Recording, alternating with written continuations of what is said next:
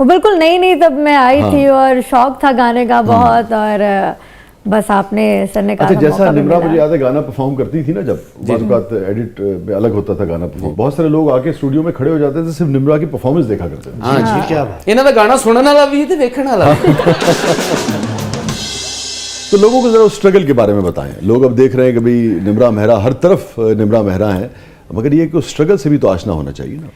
मुझे ऐसा लगता है कि लोग जब आपको कामयाब देख लेते हैं उनको लगता है ये बहुत आसान था, जो शायद चंद दिनों की मार थी और हो गया और मिल गया। लेकिन आसान नहीं था। आसान नहीं होता, किसी के लिए भी नहीं होता। मैं सिर्फ अपनी बात नहीं करूंगी, हमारे और भी बहुत से आर्टिस्ट हैं। कोई भी बंदा जो अपनी लाइफ में स्ट्रगल कर रहा है, वो किसी भी फेज में है, वो ऑफिस बॉय है, वो एक आर्टिस्ट है, वो एक बिजनेसमैन है, वो कोई भी, अगर वो अपने स्ट्रगलिंग फेज में है तो आपके बहुत से एंगल्स आते हैं जहाँ पे आप बिल्कुल हिम्मत छोड़ जाते हैं। मेरे भी बहुत से। आपकी जिंदगी में ऐसा दौर आया? वाह, आए 3 ऐसे थे जो बिल्कुल ऐसे थे, अब लगा कि अब बस खत्म। अगर शेयर करें तो? अभी बिल्कुल काम शुरू किया था और स्टार्टिंग फेज था। 1 साल अभी इस इंडस्ट्री में शुरू किया था, तो मम्मा को कैंसर डायग्नोज हो गया। तो उसमें ही पूरे प्रोसेस में लगा के अब तो नहीं कर पाऊंगी घर पे, क्योंकि मैं इकलौती बेटी थी, एक भाई एक मैं, मतलब एक ही बेटी। बस जब उनको डायग्नोज हुआ तो सारा आधा ध्यान जो था उस तरफ था कि अब इलाज करवाना है, चीज़ें देखनी है। और मैं बड़े अफसोस से कहूँगी कि हमारे पाकिस्तान में कैंसर को इलाज तो है, कहते हैं, बहुत से ऐसे हॉस्पिटल्स भी हैं जहाँ पे कहते हैं हम कैंसर का इलाज फ्री करते हैं, हम कैंसर के लिए ये करते हैं वो करते हैं। नहीं करते, ऐसा नहीं है। और हमने ये देखा है, उन्होंने जब कीमोथेरेपी लगानी थी तो उन्होंने एक लंबी चौड़ी लिस्ट दी थी हमें कि ये एक पूरा है, 2-3 लाख में मंथली चलेगा और ये सब होगा, इंजेक्शंस लगेंगे और आपको वाइट सेल्स लगते हैं, ये तो एक लंबी चौड़ी लिस्ट हमें दी गई थी कि ये होगा। अब क्योंकि बाबा ही थे वो जो करते थे, तो वो एक बड़ा पेनफुल प्रोसेस था कि अब पैसे नहीं है लेकिन करना है। तो खैर चला वो एक टाइम बहुत ज़्यादा।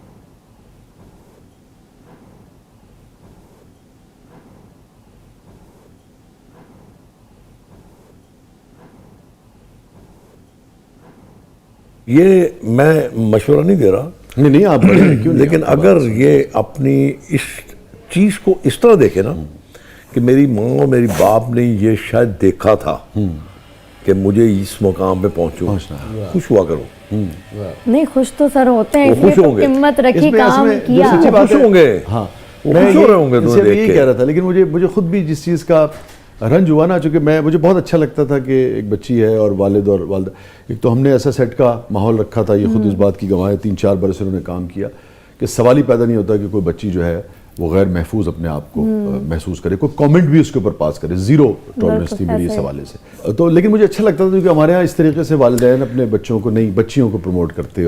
और मैं अपने बाबा की वहाँ पे बात करूँ तो मैंने ऐसे फादर भी शायद अपनी ज़िंदगी में बहुत कम देखे हैं कि मेरी मदर की डेथ के बाद, बिकॉज मैं कुछ ट्रॉमा में थी जहाँ पे मुझे लगता था कि अब ज़िंदगी ख़त्म है।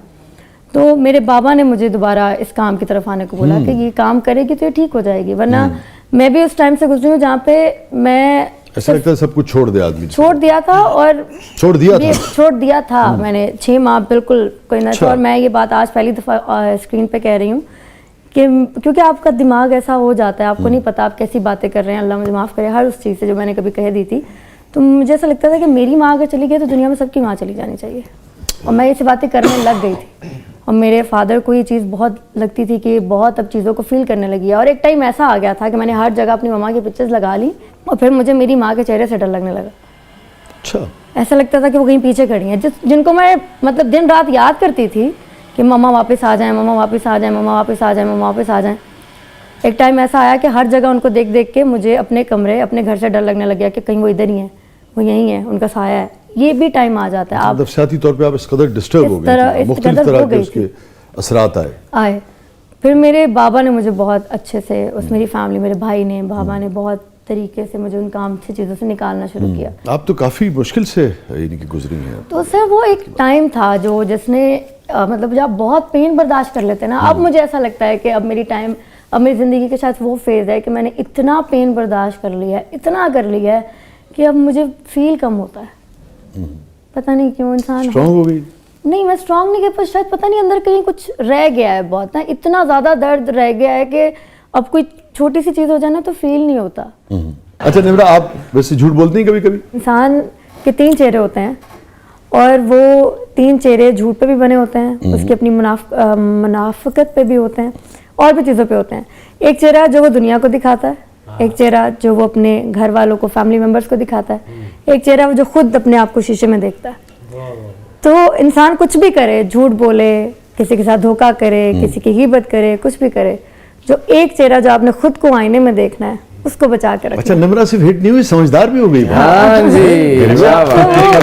आपने चेहरों की बात की, इनके भी एक ही चेहरा ये पूरे महल्ले में नहीं दिखा पाते। तो मैं हमेशा हर इंसान को बोलती हूँ कि सिर्फ जो आपका अपना चेहरा है ना, जो आपने शीशे में देख के अपनी आपको बोलना है, वो चेहरा बचा लेना। बाकी हर जगह तो बच ही जाओगे, कहीं ना कहीं बहाना कर लोगे, झूठ बोल लोगे, कोई कुछ चीज़ कर लोगे, उस चेहरे से कभी नहीं बच पाओगे। जब आप वो नदामत में आ जाएगा ना, उस दिन आपकी मौत है। निम्रा, को ऐसा झूठ किसी ने आपसे बोला हो जिसने बहुत तकलीफ दी हो, आपको बहुत नुकसान पहुंचाया हो? सर मैं इसी झूठ के लिए, ये मेरा एक्सपीरियंस था जिससे मैंने बात की कि आप अपना कुछ वक्त अच्छा गुजारने के लिए, कुछ वक्त जो आपको लगता है कि ये फैमिली में अच्छा नहीं गुजर रहा, ऑफिस में अच्छा नहीं गुजर रहा या कहीं अच्छा नहीं गुजर रहा, आप वो वक्त अच्छा गुजारने के लिए एक दूसरे इंसान को इमोशनली इतना झूठ कर देते हो, इतने झूठे वादे कर लेते हो, इतनी झूठी तसल्लियाँ दे देते हो, इतना आगे ले जाते हो सिर्फ अपना वो वक्त अच्छा गुजारने के लिए। आपको ये नहीं पता कि अगला बंदा किस हद तक डैमेज हो सकता है, किस हद तक उसे बाद में तकलीफ होगी, बाद में आप इजी हो जाते हैं। और मुझे ऐसा लगता है कि ऐसे लोग ना मेंटली तौर पे बीमार होते हैं। तो मैं ये कहती हूँ कि मेरे साथ अगर किसी ने बहुत ऐसा झूठ बोला था तो वो एक ऐसा झूठ था जिसमें आपने अगले बंदे को उम्मीदें भी दिलाई, आपने अगले बंदे को दिलासे भी दी, आपने अगले बंदे को हर तरह से का प्यार में, मोहब्बत में, रिश्ते में, हर तरह से, और फिर आपने बड़े एक तरीके से उसको जस्टिफाई कर दिया कि मैं तो इसलिए था बस ये। तो ये आप रिलेशनशिप्स के हवाले से बात कर रही है या कारोबारी मामलात के हवाले से बात? सर मैं दोनों में, नहीं मैं दोनों में बात कर रही हूँ। अच्छा। प्रोफेशनली भी और पर्सनली भी। अच्छा, मैंने दोनों तरह का देखा है, लेकिन मैंने पर्सनली थोड़ा ज्यादा आपसे देखा। दोनों तरह का झूठ आपने फेस किया? प्रोफेशनली कम, क्योंकि मैं इतना ज्यादा करती नहीं, लोगों पे भरोसा नहीं करती। हाँ, क्योंकि पर्सनली आप थोड़े इमोशनल ज्यादा होते हैं, इन्वेस्ट ज्यादा करते हैं रिश्तों पे, तो मैंने पर्सनली ये ज्यादा देखा है। आपको लगता है कि लोग मोहब्बत के जाल में फंसाने के लिए भी झूठ बोलते हैं? झूठ बोलते हैं। अच्छा। और मैं इसको 110% हर लड़की को बोलूंगी कि लड़के को भी, ऐसा नहीं कि सिर्फ लड़की को, लड़कों को भी बोलूंगी कि कुछ लोग, आपको पता चल जाता है, और हम इंसान मोहब्बत में बेवकूफ होते हैं। लड़का भी अगर बहुत मोहब्बत में चाहता है, इश्क की हद तक जाता है, तो वही बेवकूफ हो जाता है। औरत भी जाती है तो वो भी बेवकूफ हो जाता है। आपको तो कभी हुआ ही नहीं, मांग के खाने वालों, आपको क्या लगता है? आपके साथ कितनी मरतबा मोहब्बत में धोखा हुआ? सर एक मरतबा ही हो, कितनी दफा ही होगा? हाँ बस एक ही दफा हुआ। वो इतना हसीन गंभीर था कि अब मुझे लगता धोखा है देने वाला हसीन था या धोखा हसीन भी था। अच्छा। हसीन उन्हें नहीं बदुआ देती है, बेचारा इंज हो गया है। नहीं मैंने बददुआ कोई नहीं, बिल्कुल नहीं दी। मैं आपको एक बात बताऊं, जी। जरा थोड़ी कॉन्शियस हो जाओ, ये बातों में नाम भी गुलवा लेंगे। नहीं मैं नाम नहीं लूंगी, ऐसा नहीं होगा। देखिए इंपॉर्टेंट बात यह है जो लोगों को सीखनी चाहिए कि जब आप धोखा देते हैं तो बाज़ औक़ात किसी शख्स का पूरी जिंदगी का एतबार चला जाता है। ये है क्रक्स इस गुफ्तगू का। और निम्रा ने एक बहुत अच्छी बात की कि पीछे जो किसी ने धोखा किया होता है उसका किया हुआ फेल आने वाले को भुगतना पड़ता है। सही बात है।